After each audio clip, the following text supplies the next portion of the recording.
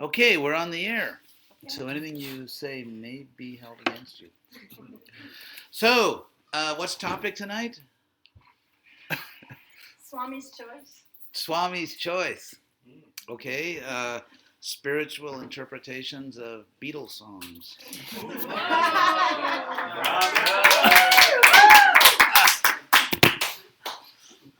two major Beatles fans. Well, I mean, three. extremely.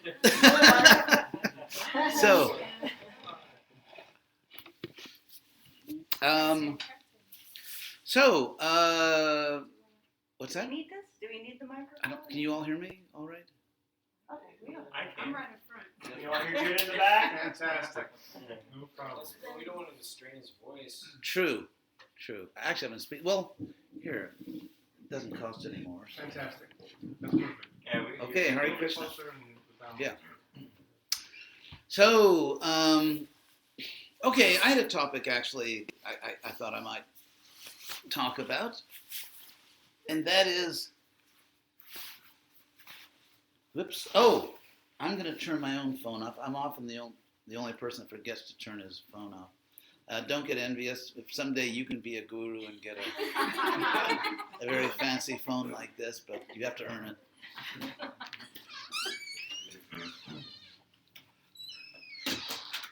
So,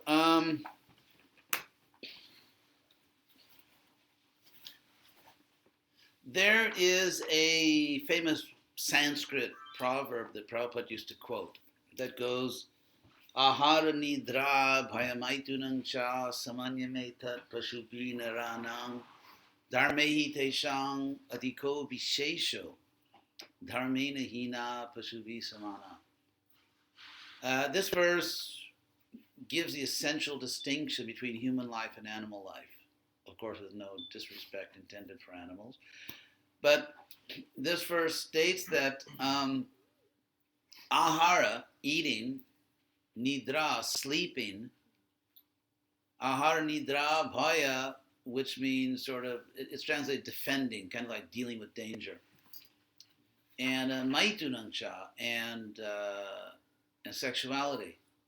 Interestingly, and just I'll throw this in terms of gender issues, the real Vedic culture does not put one gender over the other or blame one gender. It's like it's not about the seductress or it's not about the lusty caveman, clubs the woman in submission and drags her by the hair into his cave. Because, the evidence that the Vedic culture recognized this is that the word for sexuality, mitunam or maitunya, literally means mutuality. It literally means mutual. In fact, our English word mutual is cognate with, by historical linguistics related to the Sanskrit, mita. Mitaha means mutual. You can see their words are related. Mita, mutual. So maitunya, sexuality, literally means mutuality. So therefore, it's not a chauvinist culture. So ahara nidra bhayamaitunang cha, eating, sleeping, mating, and defending, as Prabhupada used to put it. Samanyam etat pashubi naranam. Samanya, also cognate, means the sameness. This is the sameness, or the equality, literally, of human beings with animals. Pashubi saman naranam. Literally, this is the sameness or the equality of human beings with animals. And then it said, dharmehi teshang adhiko bishesho. But the specific, I'm translating very literally here, indeed the specific superiority of human beings lies in dharma, lies in the ability to consciously pursue virtue. Dharmehi teshang adhiko vishesho. Therefore, dharmena hina, human beings that are bereft of dharma, pashubi samana, they're equal to animals. It's very simple logic that human beings, animals are the same in that they all eat, sleep, defend themselves, and mate. That's all the same. But in one sense, human beings are superior, in one sense, that they can consciously pursue higher truth and virtue. And therefore, if a human being lacks that, then it just goes back to the default situation, which is animals. Human beings and animals are the same. If there's only one way in which you're better than these people and you lose that one quality, then you merge back into the pack. That's the basic argument. So, I'm going to talk about that. How does one, in a sense, discover one's humanity, you could say? Because I think discovering one's humanity is a really important step toward discovering true spirituality.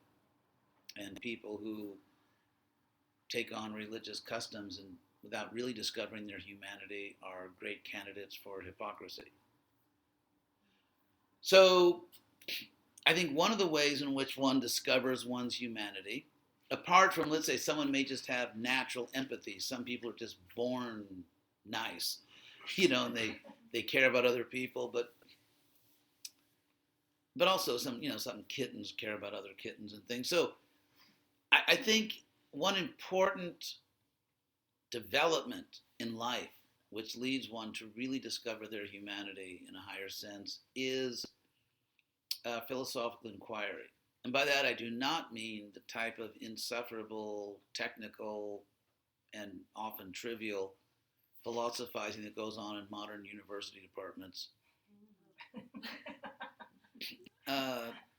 which is just kind of, I mean, it's funny. When I once, several years ago, spoke at the University of Colorado in Boulder, and the room where I was speaking happened to be next to the department office for the philosophy department. And on the door, they had this, they had different announcements. They had one thing, which was, I thought, amazing. It was a transcript of the remarks of the department chairman, University of Colorado Philosophy Department, to the families of graduating philosophy majors. And his whole talk was trying to convince the parents that they had not wasted their money paying for the child to study a useless subject. And it was kind of like, no, with an undergraduate philosophy degree, it's really good preparation for law school where you can get a real job.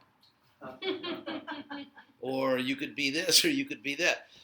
So it's interesting because if you study Western history, Western intellectual history, there was a time not too long ago, a few centuries ago, at my age, that seems like just the other day, there was a time when philosophers, I mean the good ones, were rock stars. Now, of course, we moved on to more intelligent people that are rock stars. Just kidding. But there was a time when philosophers were celebrities. They were important people in society. And now, of course, I mean, how many people can name one living philosopher? Exactly the point. What's that? Actually, Dawkins is not a philosopher. Yeah, it's like that clown that writes those atheism books. No, Chomsky. Well, he's actually, that's the problem. He's also not a philosopher. He's a linguist. Would Deepak Chopra be a philosopher? Not really. He's a self-help, feel-better. No, you see, take Dawkins, for example. Dawkins breaks the first rule of scholarship, which is that he speaks outside his area of expertise. Dawkins has no academic training in history of religions, philosophy of religions, religious philosophy, theology, sociology of religion. He has no academic credentials in any topic, any field related to his clownish remarks. He's actually trained in, evolutionary biology or something. So it's like someone saying, well, because I believe in Krishna, I can speak about microbiology or something. I mean, That's dumb. So he breaks the first rule of scholarship. He's a total amateur, and when he speaks about religion, it's obvious he knows virtually nothing about the history of religion, sociology of religion. He knows virtually nothing about there's even a field in philosophy called philosophy of religion, which is not the same as religious philosophy. The philosophy of religion is an academic field in which philosophers discuss and study different philosophical arguments for and against the major components of religion or theology, such as God, the soul, and they give and in the philosophy of religion, which is very different from theology, one cannot quote a scripture as an authority. I mean, you can't do that. The people will just laugh at you because it's philosophy. You have to give cogent arguments which stand on their own logical force in favor, for or against God, the soul, and so on. So he has no credentials in any related field. He's speaking as a total amateur. And virtually the entire academic community in related fields, they know that he's very silly. He's not taken seriously because he has no idea what he's talking about. So anyway, but the point I was trying to make is that why have philosophers lost so much social prestige? I think they self-destructed.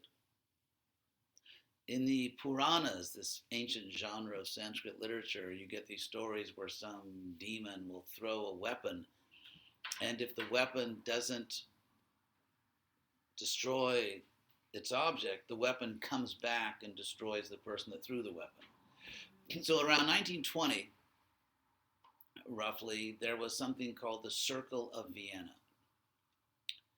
And the Circle of Vienna was a group of European philosophers, because back then, basically, up until World War I, and even by then, I mean, still, Europe completely dominated the world academically, financially, technologically. America as a leading country, that's sort of post-World War II. But in any case, they have the Circle of Vienna where these leading philosophers formally decided to sort of declare war on metaphysics.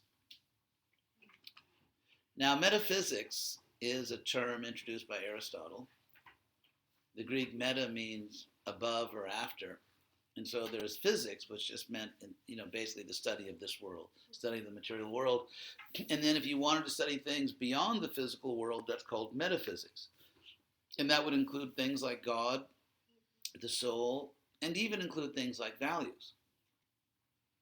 It's very easy to demonstrate logically that a purely empirical science, logically, can never give a complete description of reality.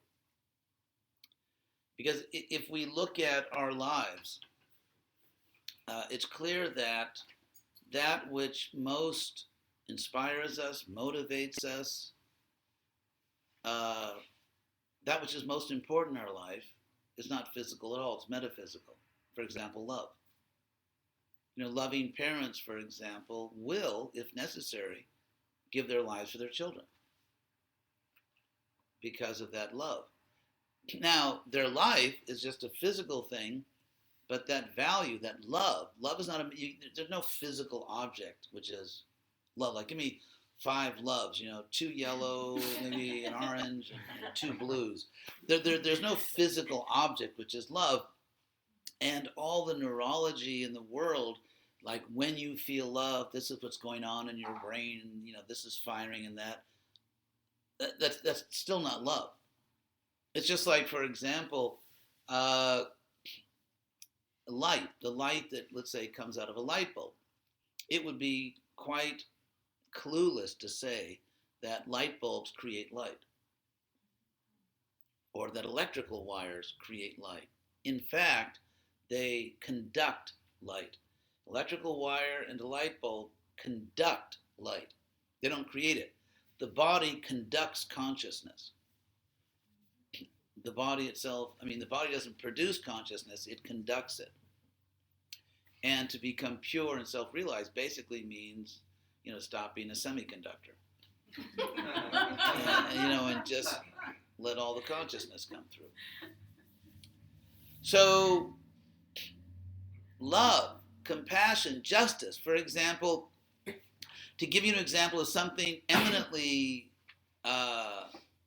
metaphysical, something which has absolutely no empirical basis, and yet is the foundation of our entire political, judicial, and moral system: equality.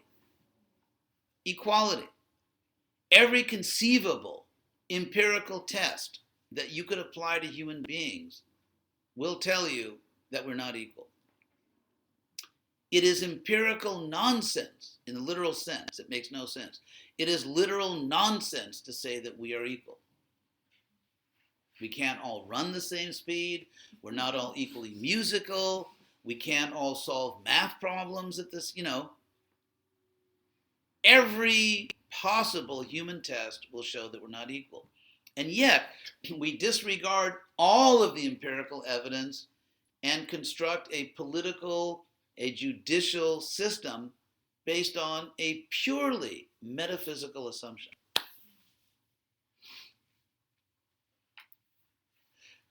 Now, Would you please mention that again, Maharaj? okay. Sorry for internationals whose English is not perfect. No problem. There's a little surcharge, but that's okay. I get some more pistachio nuts. So let me explain it this way. Let's go to the DOI, Declaration of Independence, by Bhakti Thomas Jefferson,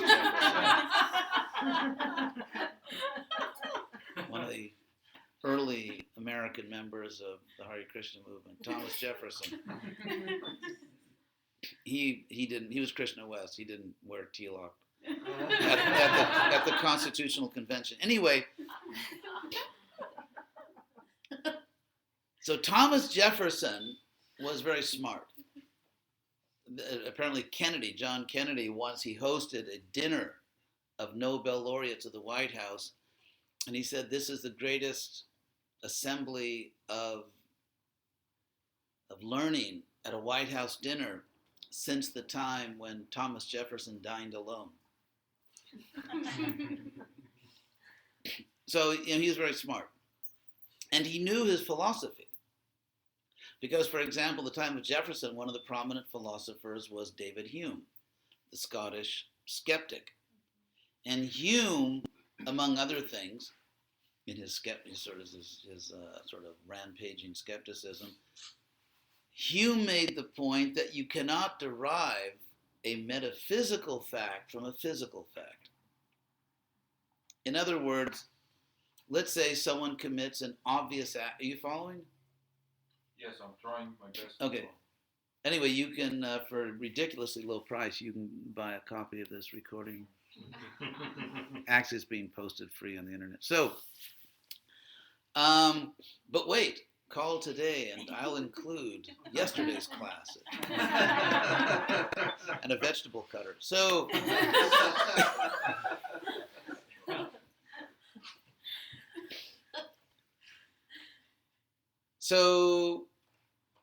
Jefferson begins a Declaration of Independence. Let's look at it, because if you just read the first line or two of the Declaration of Independence, it's like a course. It's like an introductory course in philosophy. So I give you an example, like let's say David Hume. Let's say you see someone commit an obvious act of injustice, like someone, let's say, killing an innocent child. And let's remove any possible philosophical complexity. Like in philosophy classes in college, they'll say, well, what if, like here's an example. This was actually given at a popular Harvard class in moral philosophy. Let's say you're standing on a train bridge. You're on a bridge and train's going by. And you see that just past you on the track, your bridge over the train, that the track has somehow caved in or something. And the train's going to go over a cliff, and hundreds and hundreds of innocent people, including many children, are going to die. Now, the train is coming, and next to you on the bridge you're staying on is a very fat man. And if you push him off the bridge onto the train track, he will die, but he will stop the train. Now, if you don't push him off to his death, hundreds of people will die. So do you essentially murder this person to save hundreds of lives, or say, no, I can't kill him, but then hundreds of people die when you could have prevented it? The answer is tough decision. I mean, so, we could talk about it, and you can kind of predict based on people's psychological inclinations. Some people will say, push the guy. Some people say, no, you can't. So, but in any case, all I mean to say is you can problematize what otherwise would be a simple decision. Like if you just say, should we push people off bridges and kill them? No, of course we shouldn't. But what if by doing so we save hundreds of innocent lives? Well, then it's more difficult. Therefore, I'm saying, let's say someone kills an innocent person and there are no extenuating circumstances.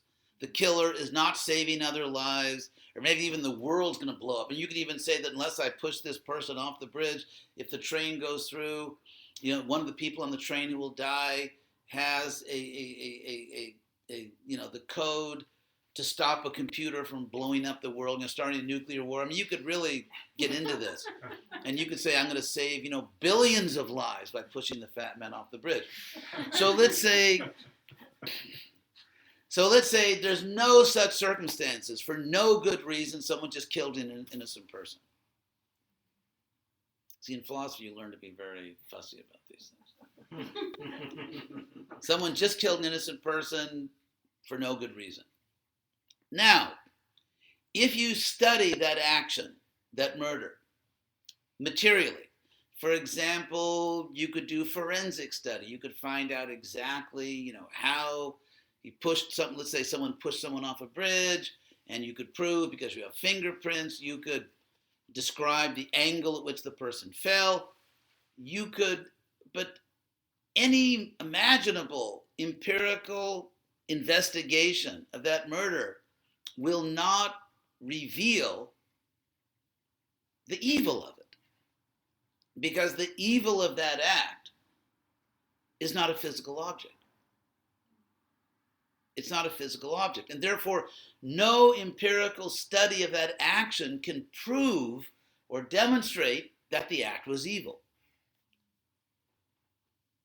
It's a very interesting point. So therefore Hume is saying that people, and Kant, of course, said that, famous for saying that, who came right after Hume, he said Hume woke the philosophers up from our slumber. Because we were kind of like, everyone agreed, yeah, that's right. When Hume started challenging everything, people had to sort of start thinking again. And they, of course, they gave arguments against Hume, but at least they had to wake up. So the point is, how do you know it's evil? I mean, consider, for example, a democratic government in which it is a secular democracy. That means separation of church and state. How do you prove that murder or rape or anything like that is evil or wrong? Because there's no empirical evidence it's wrong. Yes? I mean, could you just say based on the number of lives that are destroyed by that act? Well, but if you, more or less evil? but there's an easy refutation of that. Hare Krishna. Okay, I mean, let's not bring in religious ideas here. Mhm. And let's just talk about material science. Here's the refutation. At the present moment, the earth is undergoing a serious environmental crisis. And perhaps the biggest cause of that crisis is the number of human beings on earth. And in order to feed and clothe and sort of amuse all these human beings, there's massive industry. And so obviously, let's say if instead of 8 billion or whatever the latest wonderful number is, what if there were only 1 billion people on the earth? there would be, let's say, like, 7 times or 8 times less cars on the road, 8 times less plane flights. We'd use 8 times less petroleum, or maybe we want 100 times less. I mean, we could really restore the earth to like an Edenic state, like it'd be like Eden again, like the Garden of Eden. So therefore, if you had no other consideration but a desire for environmental health, it would be a really smart thing to do to get into major genocide. Genocide is definitely the way to go. If there are no other considerations. Obviously there are other considerations. But again, if you don't want to bring in metaphysical things and just be empirical, let's just be empirical, then, hey, genocide is the way to go. And if we could cull humanity, if we could, let's say, some people say, nah, just eliminate 4 or 5 billion people. And someone may say, no, let's go for a really pristine earth. I say 7 billion or maybe even 7.5 billion. And let's really make the earth like Eden again. Now, if you can't bring in metaphysical ideas and someone says, well, why are you doing that? That's a metaphysical value. You'd say, okay, but I just want it. So what would you have no argument. So frankly, the more people someone killed, the better. It's like, wow, you killed 1,000 people. You're like, you get a real like civic citation there. You killed 1 million people. You'll go down in history. So Hume's point is that if you study an act empirically, whatever the act may be, nothing in the empirical investigation will reveal or demonstrate a value, like the act was good, the act was bad. So let's go back to Thomas Jefferson. Thomas Jefferson has read Hume. He also knows his Aristotle.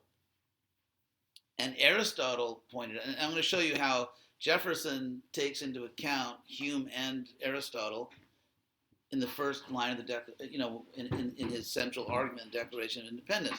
Aristotle says that if you claim that something is true, someone can, oh my God, I'm leaning back. It makes me look like I weigh 300 pounds. Anyway, sannyasi gurus are very concerned about their physical image. So I'm really not that heavy, you people out there. It's just the bad lighting. So anyway, please believe me, I'm sincere. So this example I always give it. I'd never take the time to think of another example, but let's say you claim that water boils 100 degrees Celsius. And someone says, I don't believe it, prove it. You put a pot of water on the stove, you put in a thermometer, and at 100 degrees, it boils. And someone says, I don't believe that's pure water. You put something in the water and make it boil at a different temperature. Or I don't believe that's real mercury in the thermometer. So you've got to bring in water testing chemicals. And then someone say, well, I don't believe those are real water testing chemicals. So you got to test those. Or I don't believe those are real mercury testing chemicals. So in other words, no matter what you say is true, someone can push you into an infinite regress. And of course, regress just means going backwards. It's the opposite of progress. And pro, of course, from Sanskrit pra. But anyway, it's an infinite regress of proofs. Aristotle says the way you escape this infinite regress of proofs, which is like an army being pushed back, is that you have to make a stand. And the army has to make a stand, which means you must claim sincerely, not just as an argumentative trick, you have to claim that there is a fact which is self-evident. Because it proves itself, you don't have to bring in another proof, and you can't be pushed into a regress of proofs. Interestingly, this is exactly the argument that Lord Chaitanya gave to Sarvabhauma. He gave this explicit argument. He said that the Vedas, or the term, this is the Chaitanya Charitamrita. Lord Chaitanya said that the Vedas are swata pramanya. they stand as evidence by themselves. In other words, they're self-evident. He uses this exact term, self-evident. So that, for example, when we read Bhagavad Gita and we read Krishna's words, we have, you could say, a quality of experience which is self-evidently true. And I gave this example before. You're sleeping and dreaming, you wake up. Upon waking, within a moment you conclude that your waking consciousness is more real than your dream state. Now, there have been cultures in the world, sometimes somewhat, we're not allowed to say primitive or simple, who believed that actually in dreams you experience a higher reality. In fact, even the Upanishads have a type of, you could say, philosophy of dreams, where sometimes, like some people have a dream of Prabhupada. Someone may say that my most intense experience of Prabhupada came in a dream. So there are moments where the dream, I mean, you can experience something very vivid. Like, for example, let's say someone you knew and loved, and they come, you see them in a dream, and but in general, despite those special dream moments that we may have, in general, we accept that when we wake up, we're back in the real world. Although you can't prove that. You can't prove it. I mean, how can you do an empirical test? Because as soon as you wake up, your dream is no longer available to empiric inquiry. So, but everyone, including scientists, agrees that the quality of waking consciousness, there is something self-evident about waking consciousness that establishes as a fact for us that it's more real. Now, by that same logic that convinces every scientist in the world that, number one, waking consciousness is more real than dreaming consciousness, or that there's a real world outside. For example, it is logically possible. Logically possible just means that you say something which is not self-contradictory just by the meaning of the words. I'll give you an example of something which is logically impossible. A square circle. If you know what the English word square means, and if you know what the English word circle means, then square circle means nothing. It actually has no meaning. So even though you use two English words, when you say a square circle or a round square, you're actually not saying anything. The semantic content, the meaning content of your statement is zero. Because logically, no such thing can exist. And so in that sense, saying that, for example, there is no external world, there's no world outside of our own mind, and all of us are just, as Descartes said, could be the case, although he goes on to refute it, but that we are all just somehow brains and bottles trapped in the laboratory of some evil genius. And we're just programmed in a very sophisticated way to think there's a world out there. Now, if someone claims that that's what I believe, that's my religion, that we're brains and bottles, there's no logical contradiction. It's not like square circle. There's nothing about the English sentence, we are all brains and bottles imagining an external world. There's nothing in that statement which logically is impossible. It's just that we don't believe it. Why? Because the quality of our experience of the world convinces us that, in fact, there's a real world outside of our minds. So, if that assumption, based on a claim of a self-evident fact, is the basis of all empirical science, why can't it be the basis of spiritual awareness? As they say, what's fair for the goose is fair for the gander. Right? It's an old saying. O que vale para o ganso, vale para o ganso. So boa, né? So in other words, when devotees say, or as Lord Chaitanya said, that when we chant Hare Krishna, when we read sacred texts from authorized teachers, that we have an experience which proves self-evidently that it is a superior state of consciousness, we are using exactly the same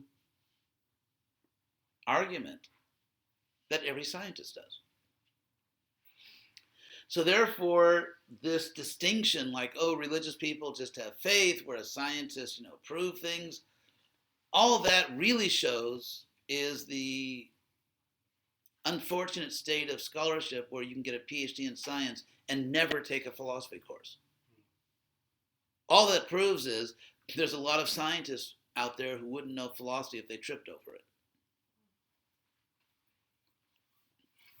In fact, there's a tension in academia between scientists and philosophers of science. People who get PhDs in philosophy of science have to know all the science, and they have to know philosophy. They're like sort of hyper-educated. And there's a tension between them because scientists want the freedom to say things that make no sense. For example, like they proved evolution. I mean, we have a fossil record with some anomalies, but we have basically a fossil record. But how did that fossil record get there? Science doesn't know. Why? They weren't there. They weren't watching. And so if you say there's a fossil record that indicates a general tendency for older fossils to be more anatomically simple and later fossils be more anatomically complex, that may be the case. That may actually be the case, again, with certain very significant anomalies. However, how they got there, they don't know. They actually, because they weren't there and they didn't observe it. And that's what the controlled experiment is. You do it and you observe it. And they actually don't know.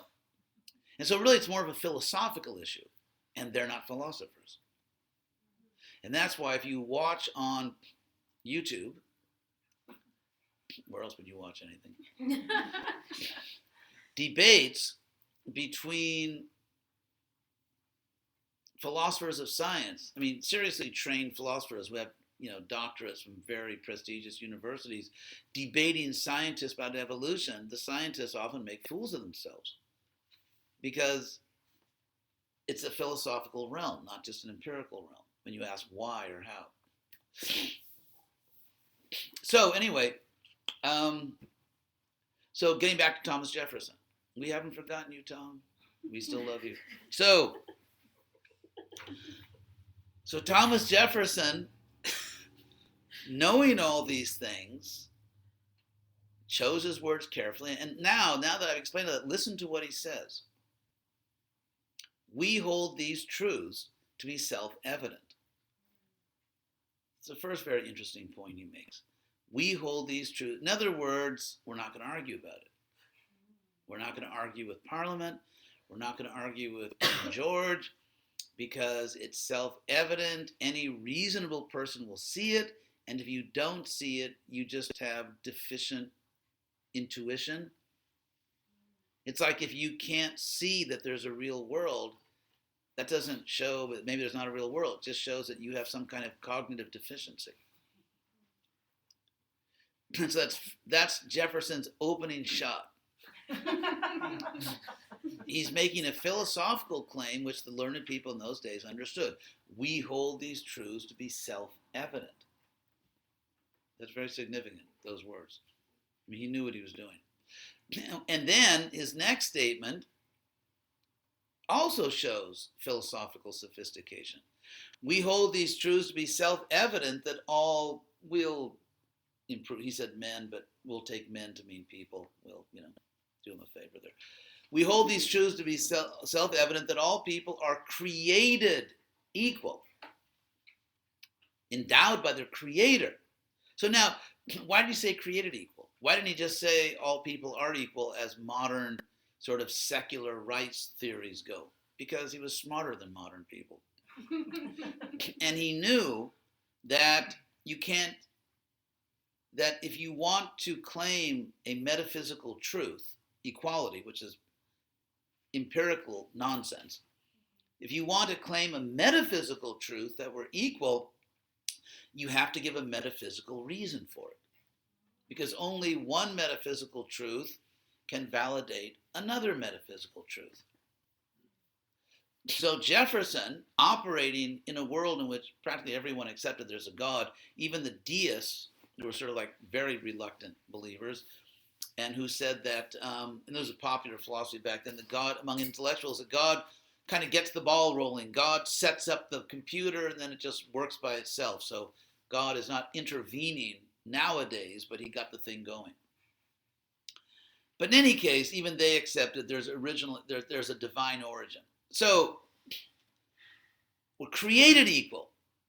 Creation is a metaphysical claim. Equality is a metaphysical claim. He avoids Hume's objection.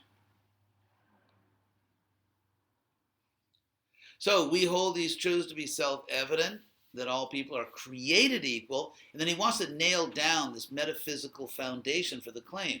So he repeats it, endowed by the Creator, in case you didn't hear that word created. Endowed by the Creator. Because you could say, for example, someone could argue the blind forces of nature created us.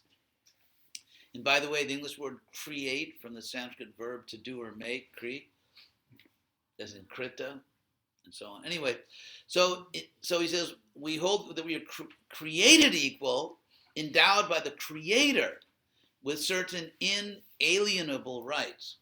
Inalienable simply means no one can take them away. Why? Because they come from the highest authority. Just like in America, a state court or government cannot take away rights guaranteed by the federal Constitution. That was the whole basis of the Civil Rights Movement, to show that state law was taking away rights guaranteed by federal law. That was the basic argument. And the federal government actually responded and enforced federal law over and above unconstitutional state law. That was basically the legal structure of the Civil Rights Movement. And that's the argument Jefferson's giving, that there is a supreme law which takes precedence over human law. Therefore, the rights given by the supreme authority takes precedence over the rights given by a lower authority. And of course, think back to the world at that time. Jefferson's writing this around, 1776 or something?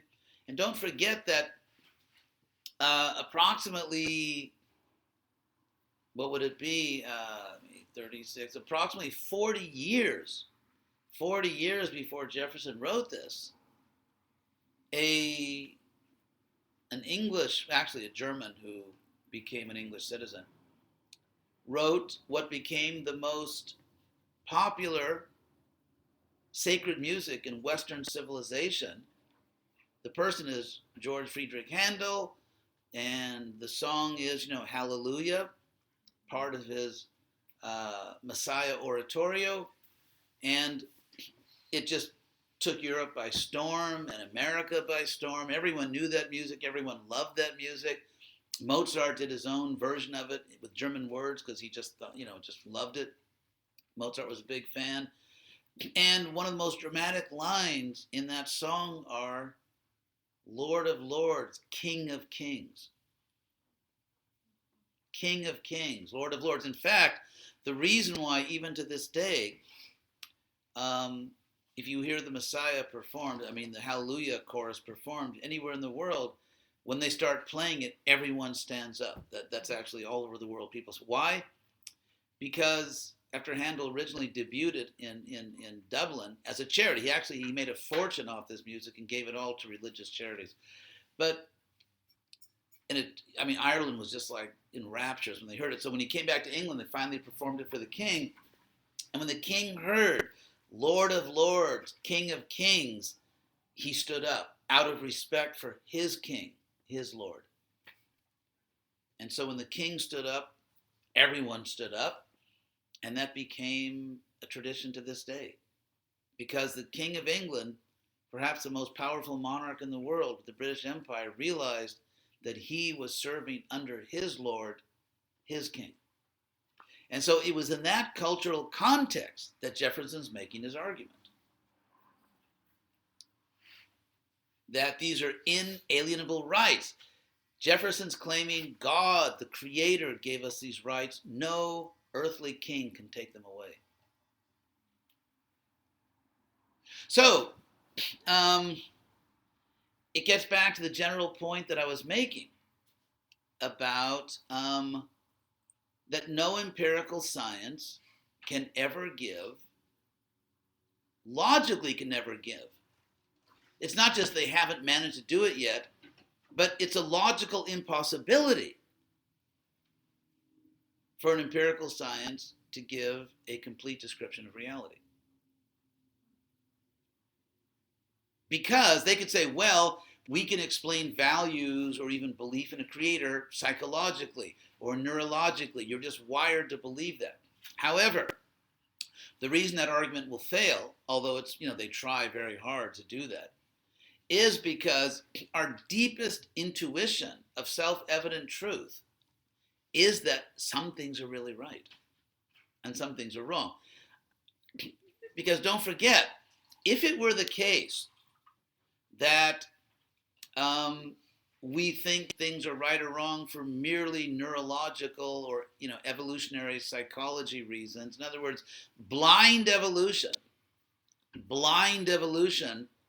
happened to rewire some people to believe that, let's say, massacring innocent people is bad. And people who sort of, had that particular mutation, that particular neurological mutation to believe that massacring innocent people is bad or torturing them is bad, somehow their gene pools did better. Because people that didn't massacre survived better than people that did. Although that's actually not obvious if you know history. I mean, it's actually not obvious that there would be a clear survival advantage by not massacring people. In fact, you can argue through history that as evil as that is, it does bestow certain advantages. Like you get rid of all your enemies at once, and they never come back to bother you. So anyway, but if you take this evolutionary materialism to its logical conclusions, we are left with the most evil, horrible conclusions.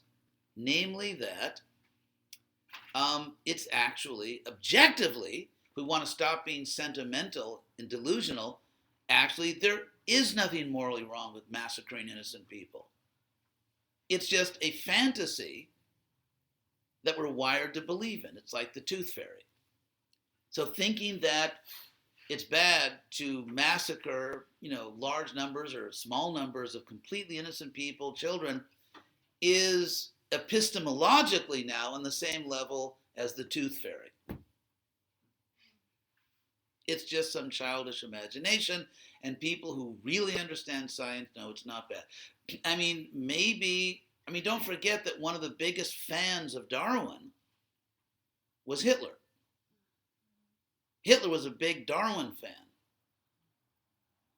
In fact, Hitler believed he was advancing science and that he was carrying out a beautiful Darwinian project by eliminating, the less fit.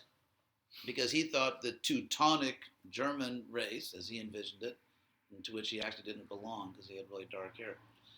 But, he thought that they're inferior races, so let's, get rid of the Jews, get rid of the gypsies, get rid of, all kinds of, God knows who else he would have eliminated had he prevailed.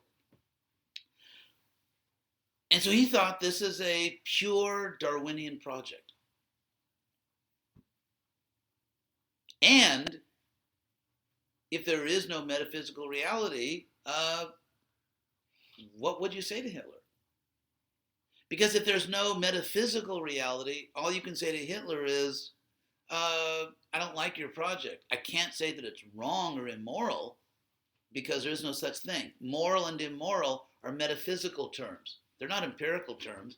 You can't empirically prove that something is moral or immoral. Those are values. Values are metaphysical. So if you really want to live in a purely empirical world, you have absolutely nothing to say to Hitler. You can't say that he did something wrong. he would just say that's unscientific gibberish. Be scientific. Do you have something scientific to say to me? And he could say, come on, it's environmentally great. And so, my point is this.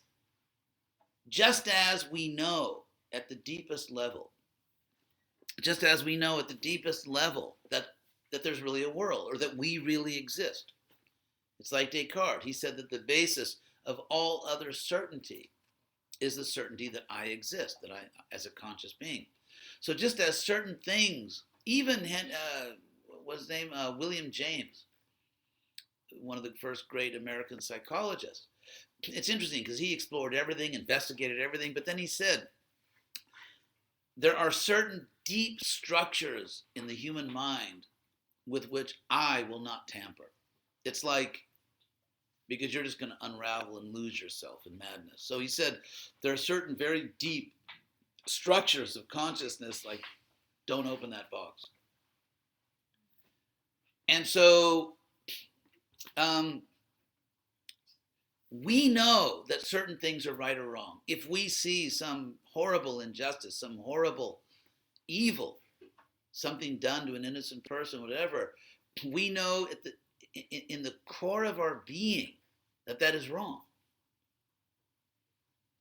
Or when you love someone, you love a child, when you love a lover, people know in the core of their being that this is real, or that something is right and something is wrong. And therefore, a theory which denies what we know to be most real, because the world may or may not be exactly as we perceive it.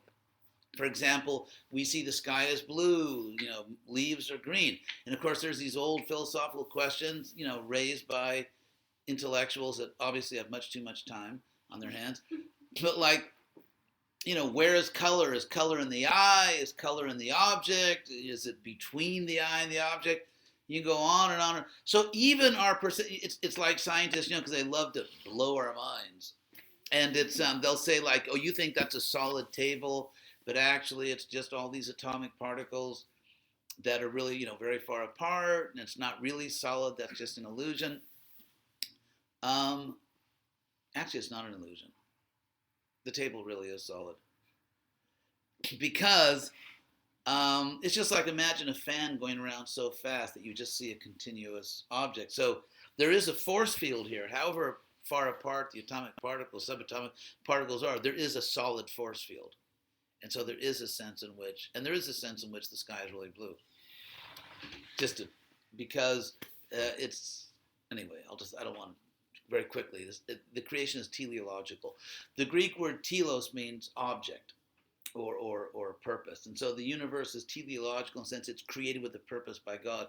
And therefore, it's like if you, let's say you look at a great painting in a museum, and in that painting the sky is blue. The point is, the painter, the artist, the creator of that work wants you to see the sky as blue. And therefore, who really understands that painting? Is it a great art historian or a chemist that knows about paint? And so the sky was created to be seen as blue by the artist who made it. But apart from all those discussions, we may doubt, like, are we really seeing the world as it is? Is it really exactly as we see it? As we know, witnesses give different accounts of the same event. However, there's a sense in which our deep understanding that certain things are right or wrong, that, let's say, protecting a child is right and harming a child is wrong, it goes so deep into the core of our being, in a sense, we know it more with greater certainty than we know that the sky is blue. Therefore, if self-evident facts are valid, which they must be to even do empirical science, then we know by the same method that certain things are right and wrong. And since empirical science, by its own self-description, by its own ground rules, cannot talk about metaphysical things, no empirical science can ever give a complete description of reality. It's very simple, actually. Therefore, everyone in the world should join the Hare Krishna movement. I skipped a few logical steps there, but we'll fill those in later after you've been in the movement 5 years. So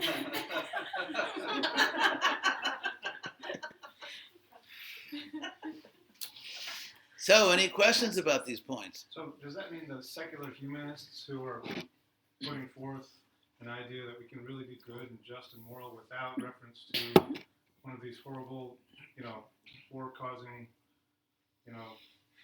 women-hating religions, are they just running on the steam of previous piety, or do they have no foundation in logic at all?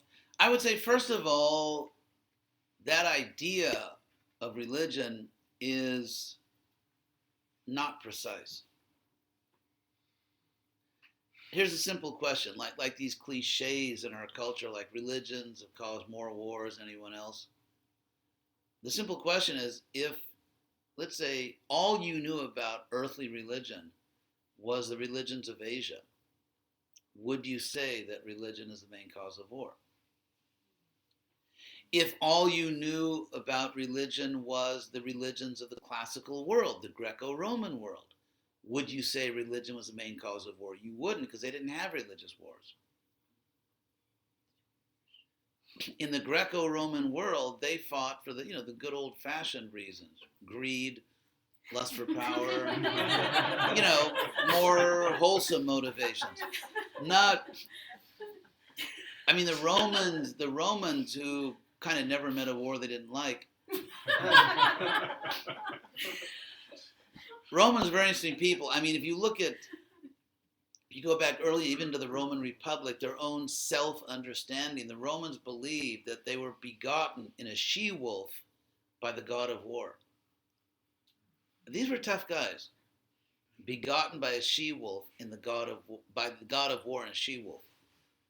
So they were, anyway, the Romans weren't fighting wars to bring Jupiter to the world.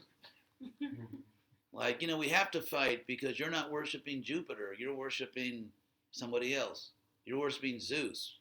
Zeus is a false god. You have to worship Jupiter.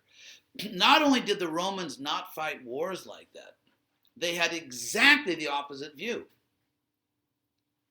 The Romans actually were very enthusiastic about religious syncretism, which was that everyone should respect other religions and see that Zeus, for example, and Jupiter, or Yahweh, are ultimately, if you had a monotheistic view of Jupiter and Zeus, rather than the philosophers, the pagan philosophers did tend toward monotheism, because actually monotheism is a logical outcome of philosophy.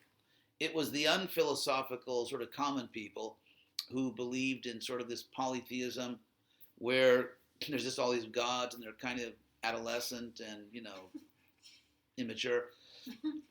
And above all these gods, there's the ultimate divine source, which is actually not one of the gods. That's kind of like unphilosophical polytheism. But there were philosophers, and there were very good philosophers, probably the greatest philosophers in history, in Greece and Rome. And there was a philosophical monotheism, which was something more that we would recognize. Actually, I think philosophical monotheism was even better than what I call tribal monotheism. Because if you look at the Middle East, you have monotheists, but they believe that only they are worshiping God, and everybody else worshiping a false god, or it's the devil, or some other really highbrow conception. And so therefore you basically have to kill other people because they're worshiping a false god, and so it's tribal monotheism. Whereas in the Greco-Roman world, and this includes some Jewish philosophers who were philosophical monotheists, where there's only one God, but that, just as it says in the Rig Veda, that one God is called by different names or invoked by different names in different cultures.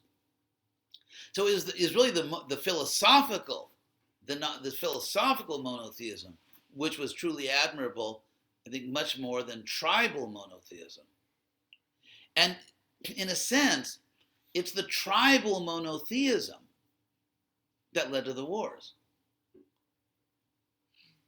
I don't think you have so many polytheistic wars like, or so even Alexander the Great had his one world project. If you know about Alexander the Great, he really, his big inspiration, well, apart from just beating up everyone he met and, conquering them. Of course, if you surrendered, he wouldn't beat you up. He would, shake hands, no hard feelings. We now control you. So, but Alexander had this enthusiasm to unite the world.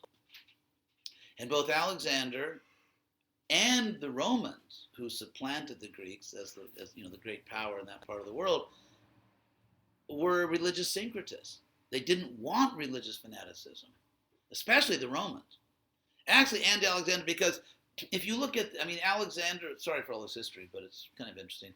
Alexander, of course, as we know, was a, oh my God, the country he came from. No, it's a Greek, I can't believe I just forgot. It's a country today. Cyprus? No, it's, here, one second, I'll tell you in a second.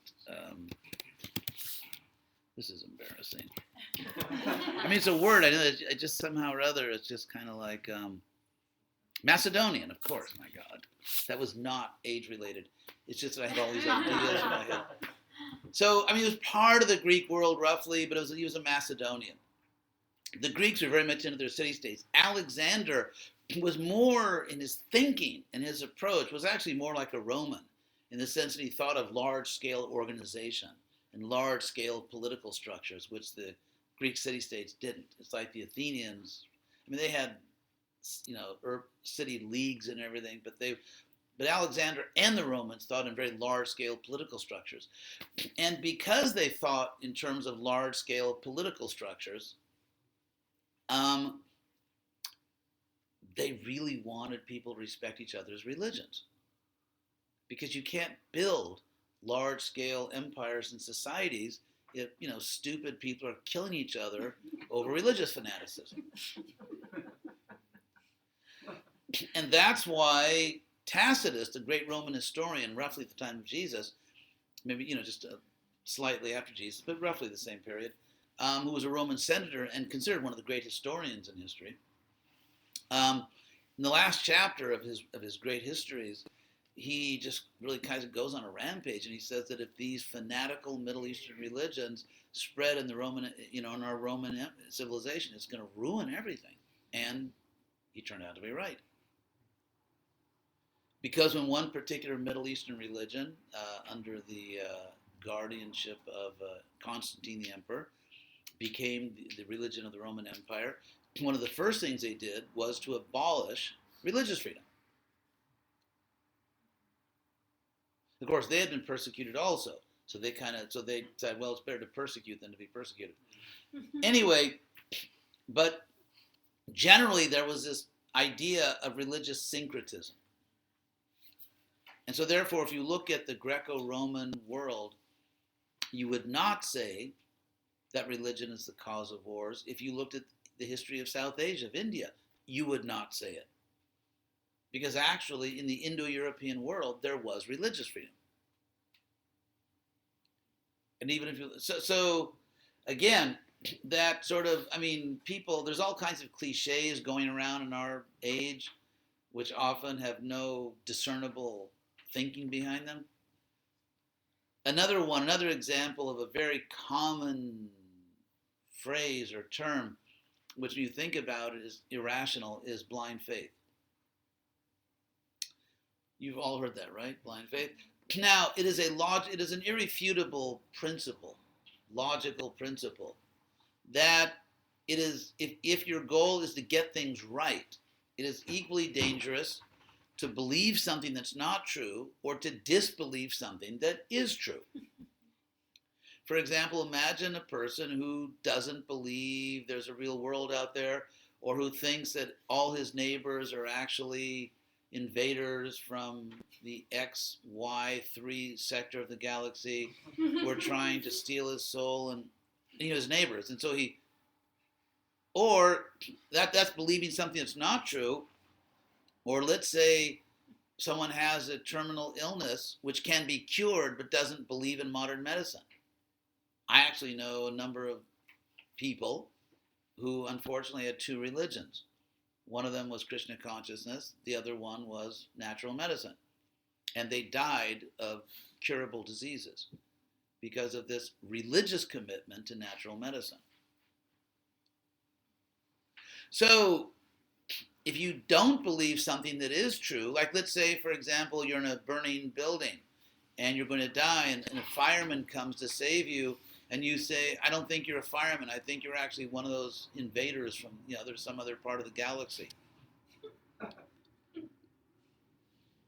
And so by not believing what is true, you die. I mean, imagine if you go to school, you just don't, like you learn as a child, 2 and 2 are 4. I don't believe it.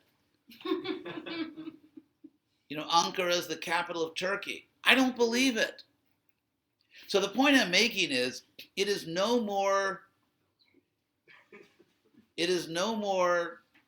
dangerous to believe what's not true than to believe what is true, or to disbelieve what is true.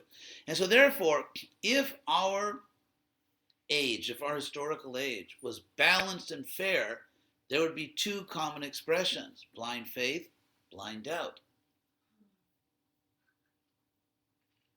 But in fact, there is no common expression, blind doubt, because especially in, I would say, pseudo-intellectual circles, or academic circles, which often are kind of synonymous,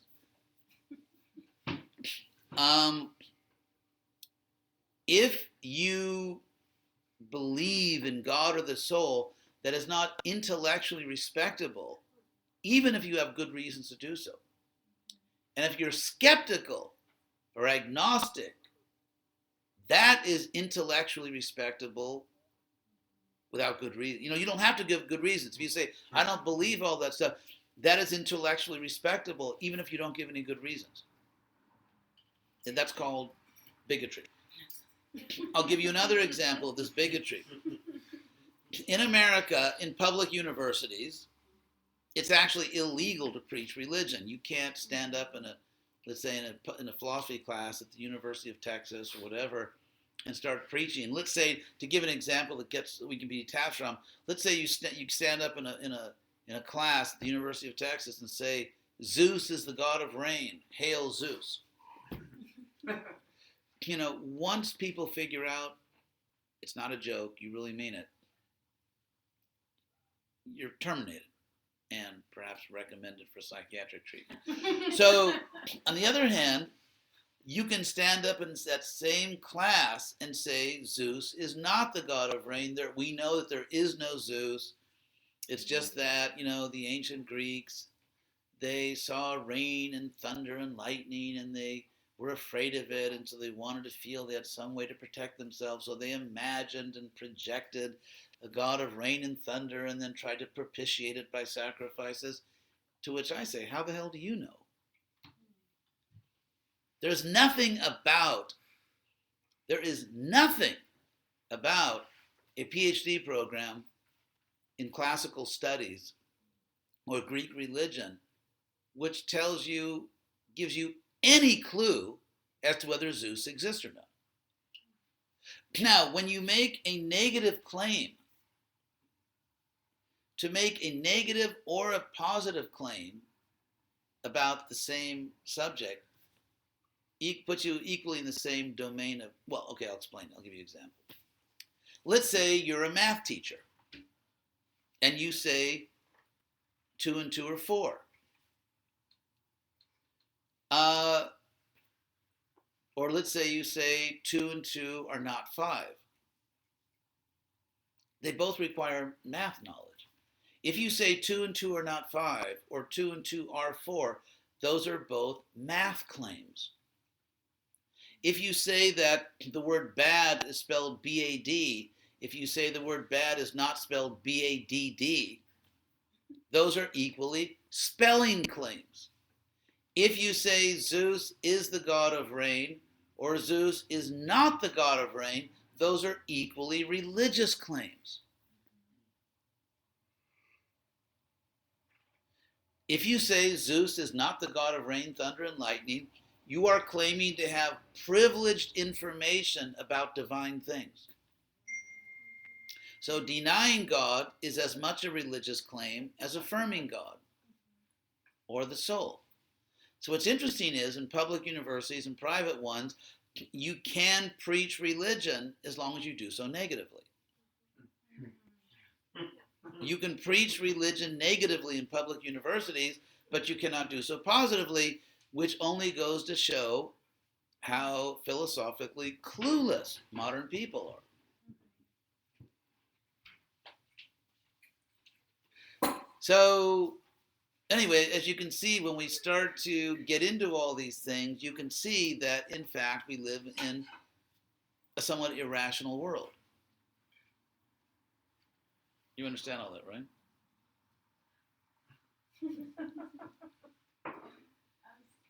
Yes. I had a question. I guess, what's the best way? Actually, I agree with you. Like most people, I don't know. It's just difficult if someone doesn't have a good logical foundation. I mean, some people, I know people that watch Fox News and think this is the best. So I don't know. Well, it It's is. just like MSNBC, I think It it's is- best. Yeah. It's just like. And both are, of course, as we know, fair and unbiased. Yeah, exactly. So I guess what's the best advice that you have for bringing Krishna consciousness to someone that doesn't have a great logical Cookies?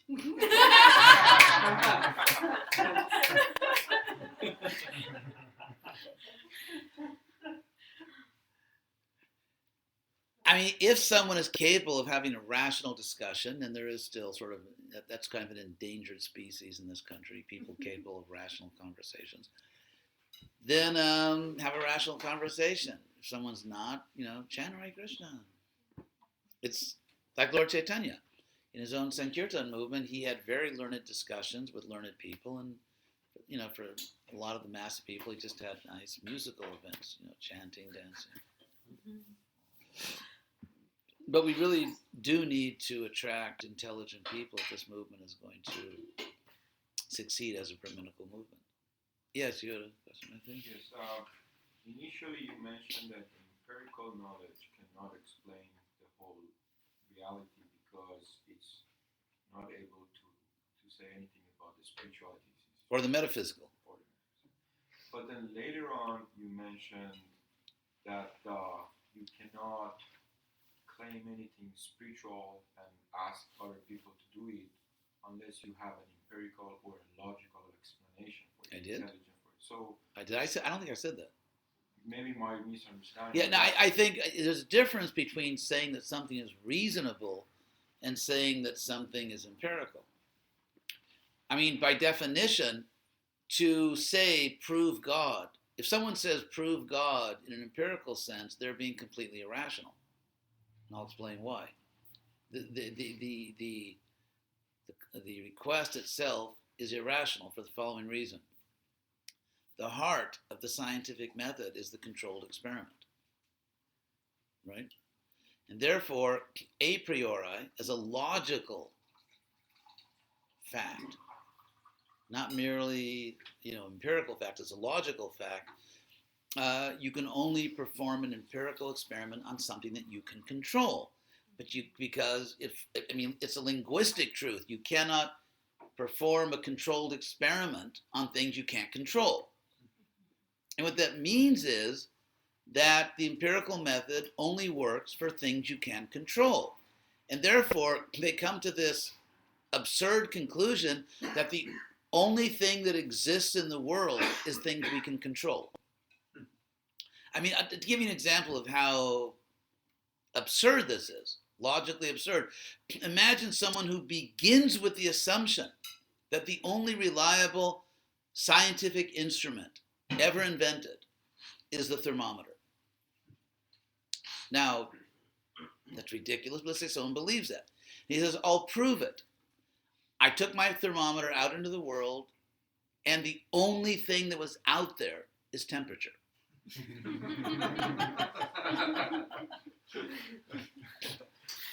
I mean, that is Is that a Saturday Night Live skit? Or? So you begin with the assumption, by the way, with the self-contradictory assumption that the only real things in the world are things that can be empirically detected, which means that nothing can exist unless we can control it.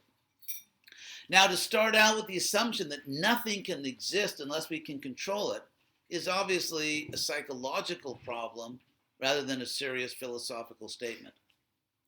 In fact, if you say that the only things which we can know for certain are things we empirically verify, then that statement cannot be true, because you cannot empirically verify that only things that are empirically verified are true. That statement itself cannot be empirically verified. And even if you, so it's what philosophers would call self-referentially contradictory, incoherent, and therefore it's like, if it's true that only things you empirically verify are real, then it's not true. If that statement is true, then the statement is not true. And if a statement is true and not true, then it's just an absurdity. It's nothing. Because if you tried to prove it, it would be circular reasoning. I mean, it would be begging the question. You can't, so the statement itself is empirically not verifiable.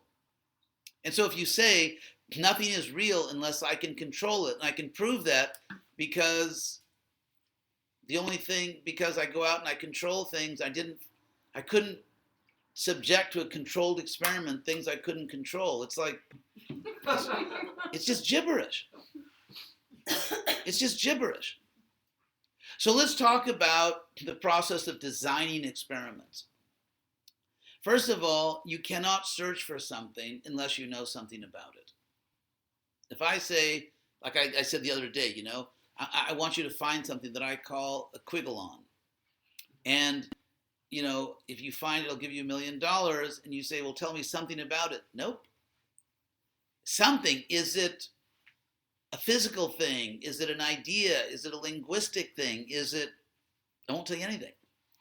Logically, you cannot search for something about which you know nothing, or about which you suspect nothing. In other words, you may not know, but you suspect. I think there's something out there like that.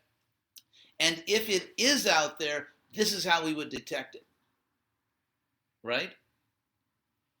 So therefore, let's say you're using a very standard scientific method where, like brown dwarfs, they didn't know if there were brown dwarfs, which, as I explained, were wannabe stars that didn't make it. Their engines didn't heat up enough. They didn't reach the point of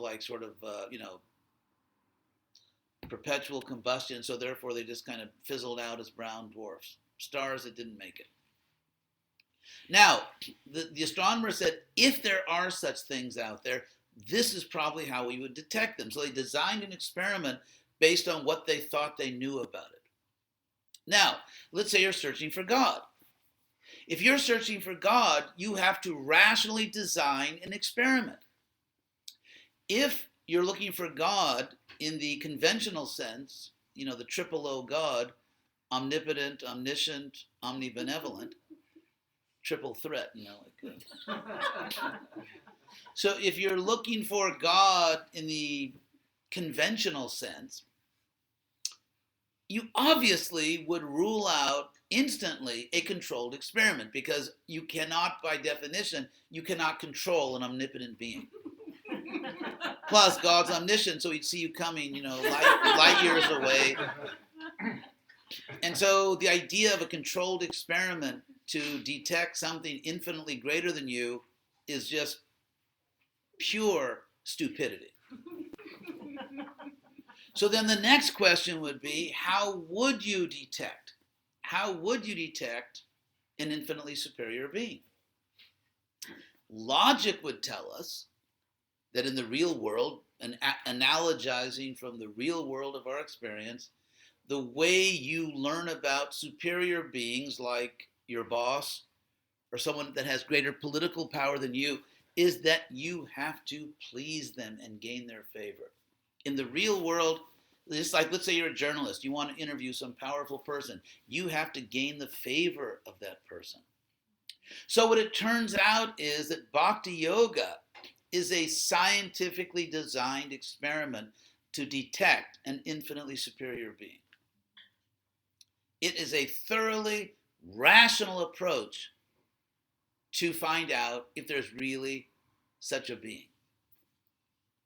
Because it's based on the only possible way to gain access to someone you cannot control because they're significantly superior to you.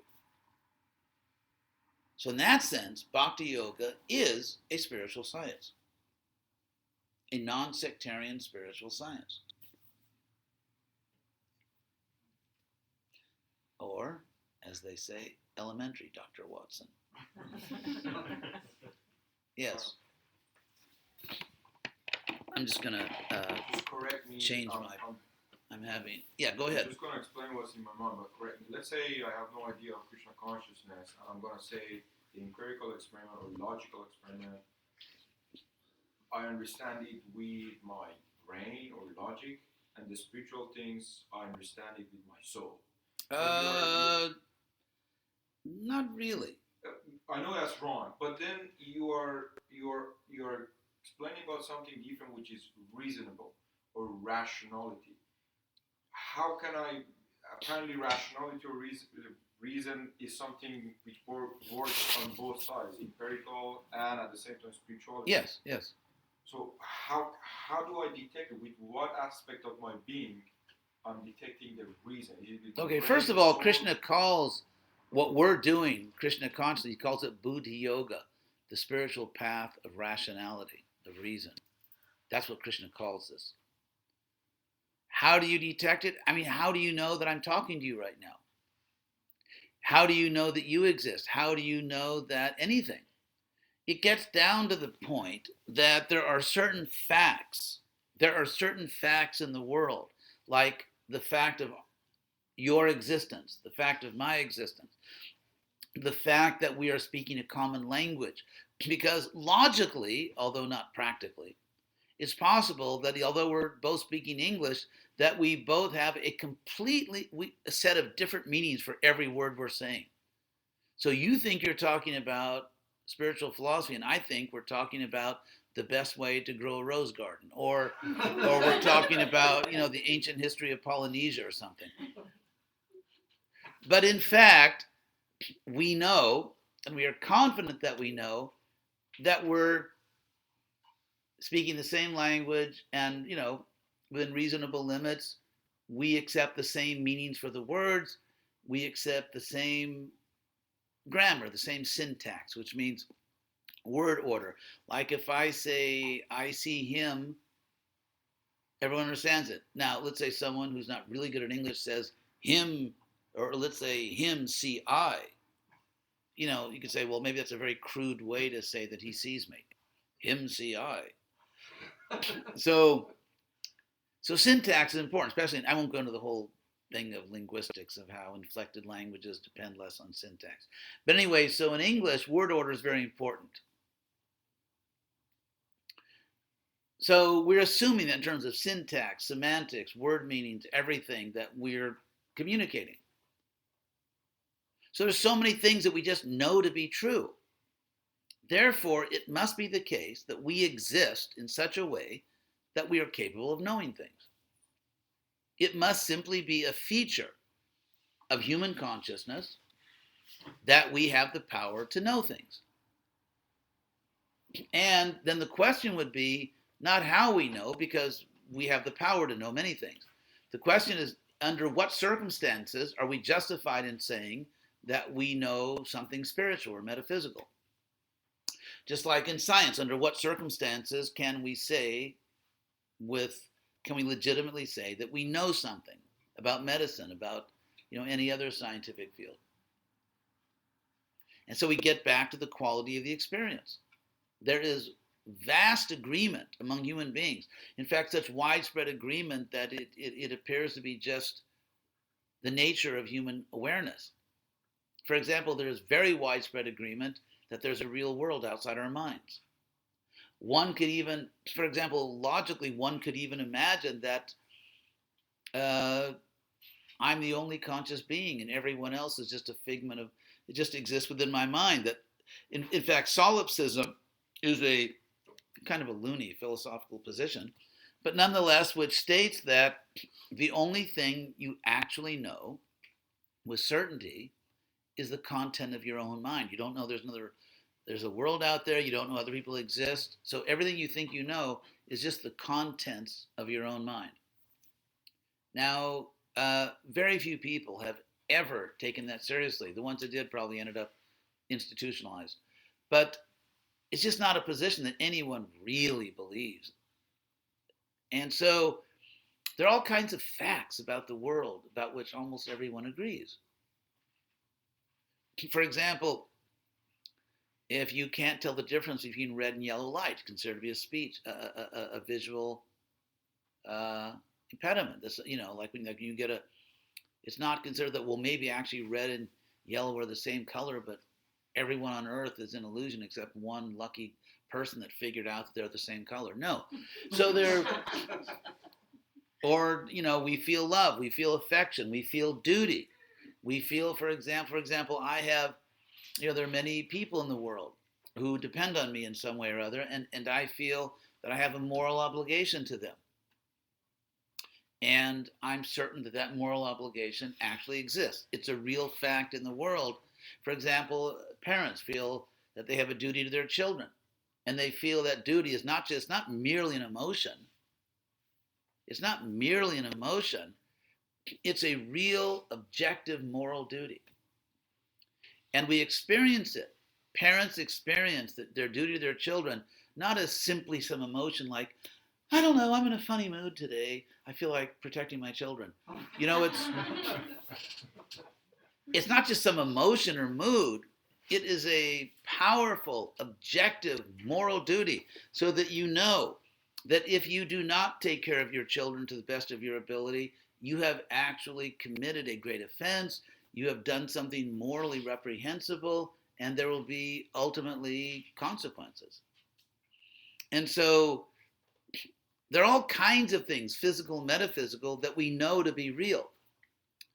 So, for example, say in America or any other country, almost everyone would agree that parents have a real duty to their children. It's not just their imagination. It's not just a little fantasy, a little tooth fairy story created by blind evolution. There is really an objective duty. Or husband and wife, or friends, that people have objective, real obligations to each other. And it's not the tooth fairy. It's real. It's objective. And so if you think of all the things that almost everyone agrees that we really know, and so ultimately there is the most striking fact of all, and that is everything that exists comes from a single supreme source that we can call, to use a Sanskrit word, Brahman. We can say God, we can say absolute truth. Choose your own word. But the idea that ultimately there is a single fact which explains all other facts, which is the source of all other facts. It's a powerful realization which we are capable of having. And when people have this realization, it is self-evidently true. Not only is it self-evidently true, it's actually more true than everything else. Because every other truth rests on that truth. You realize that ultimately, why is it that I have an objective obligation to my children? Why is it that I should not harm innocent people, and so on and so forth? Because that moral obligation exists within an infinite source of goodness and morality, which is the absolute truth. And so the experience of God, the experience of Krishna, not only do we experience it as real, but it is actually the most real thing in the world. Yes? Okay, but I'm kind of going back to your original point. Sure, which is go that ahead. What keeps us from being animals is sort of the beautiful struggle, right? Trying to figure out. Oh, trying good, to- good. Right? Thank you for bringing that up. Yeah. So then we start kind of getting into this you're human when you don't know, right? And Oh, good. aren't we there in this place of like dogma versus? Thank you. Okay. You just really helped me because I started out with this idea, and then we went around the Mayberry bush a few times. Round and around. The rabbit chased the weasel. Anyway, so, yes. So when you... Okay, so take our animal existence. Like, we're hungry, we feel hunger, it's a very unpleasant feeling, and we have instincts that just drive us get food. We just know, animals know that. They don't have to philosophize about it, they don't have to study it scientifically. They feel a sensation, which we can call hunger, and they just instinctively go to food, whatever that means for a particular animal. Same thing for thirst, same thing for, like there's danger. Animals just instinctively know, what to do about danger, at least the best option. It may not work.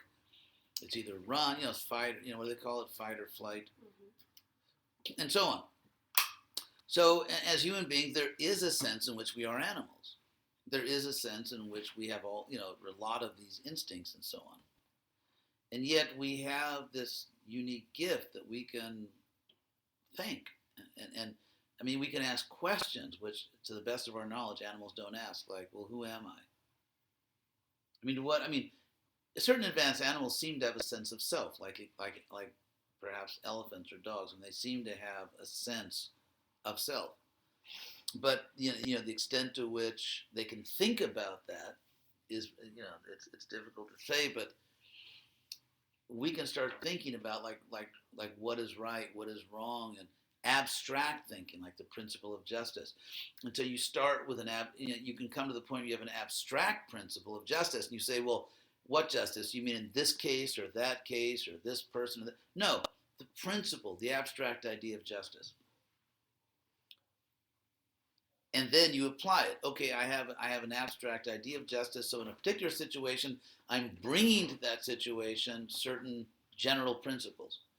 And so that ability to master general principles, abstract thinking, and to search for virtue for its own sake, or to value virtue for its own sake. Like, I'd rather give my life than... Like, let's say a person is given a choice. Either you murder all these innocent people or you will be executed.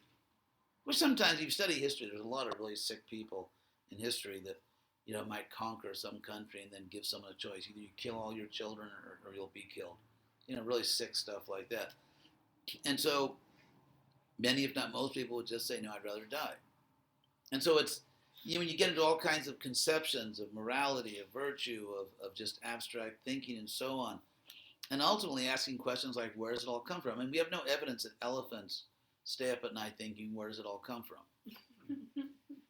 Even though they can paint pictures and stuff like that. So that ability to inquire. Like, for example,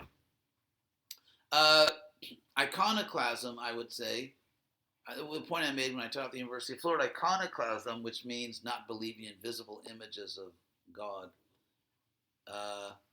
actually is one of the causes of the environmental problems we have, and also is a symptom of a pre-philosophical approach to life.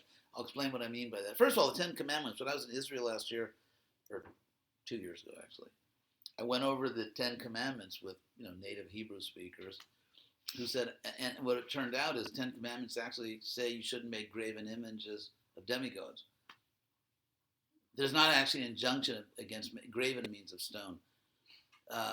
There's actually no injunction against making images of God, just of the demigod. But anyway, apart from that, why was there this iconoclasm, like, you can't make a deity, you can't make an idol. Like, idols should just be for, like, music contests.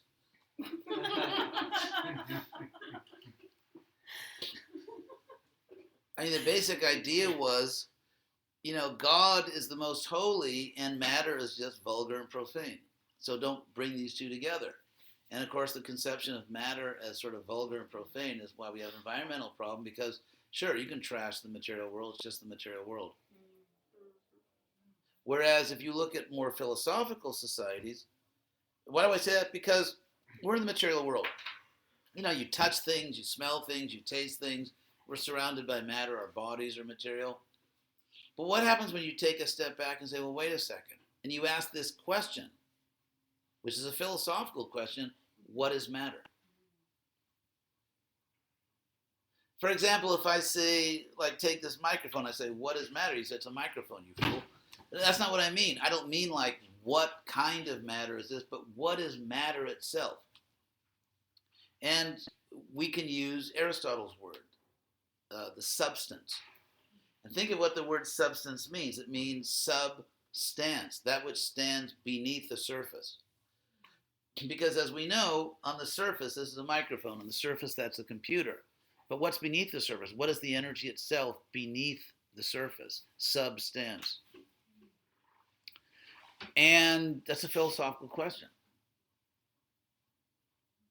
And so how did the Greeks answer that question? I mean, or the Romans? I mean, ultimately, people like Plotinus or Philo, they came to these ideas of beta. They came to emanation theory, the idea that what is matter? It's something that emanates from the divine. But you're never going to get to that point of what is matter until you think about it philosophically. And if you conclude that matter, Hare Krishna, hope you had a good time. I did. Thank you. So if you come to the conclusion that matter emanates from the divine, then, well, maybe it's not just bad. Maybe it's not just icky. Maybe matter has some relationship with God. And even though we use matter in sometimes bad ways or greedy or lusty ways, but is the energy itself bad? And if the energy itself is really God's energy, if you have an absolute truth, then how could God's energy be bad? Even if we use it in bad ways, how could God's energy itself be bad? And if God's energy itself is just a neutral energy that can be used for good or evil, then God perhaps can appear in his own energy for good purposes, because God can use matter in good ways because it's his energy.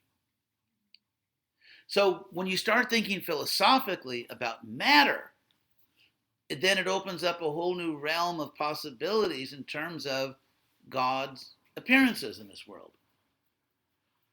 And in fact, interestingly, I was on YouTube, I was watching this course on Old Testament history given by this very good scholar, a lady from Yale, and she was saying that technically the Old Testament doesn't say that the creation is ex nihilo, from nothing.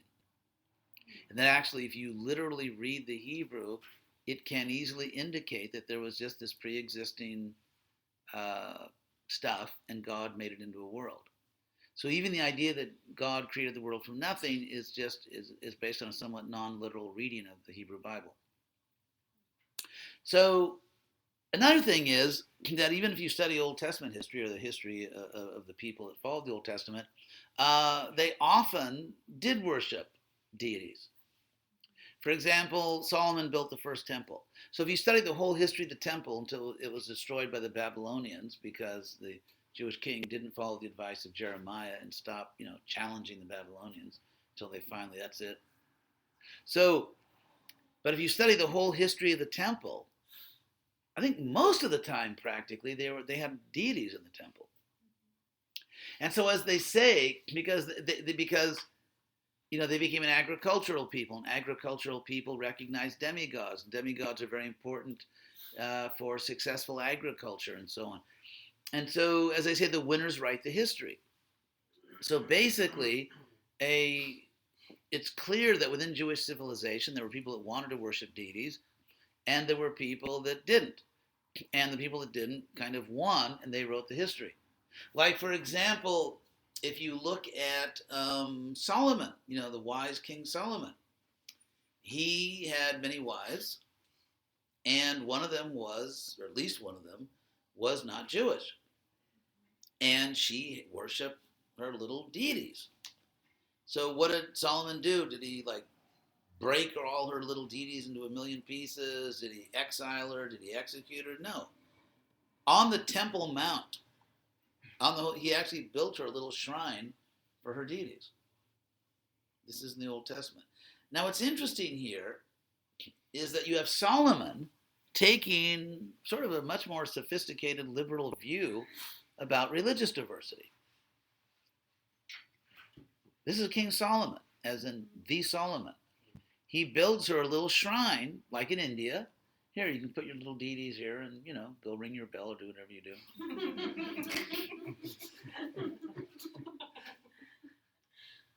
And so, of course, then you get other, because Judaism, Judaism has been many things at many different times, although obviously it's one religion. It's not just different religions, but basically a certain group within Judaism prevailed, and they wrote the histories, and they, decided what was right and what was wrong.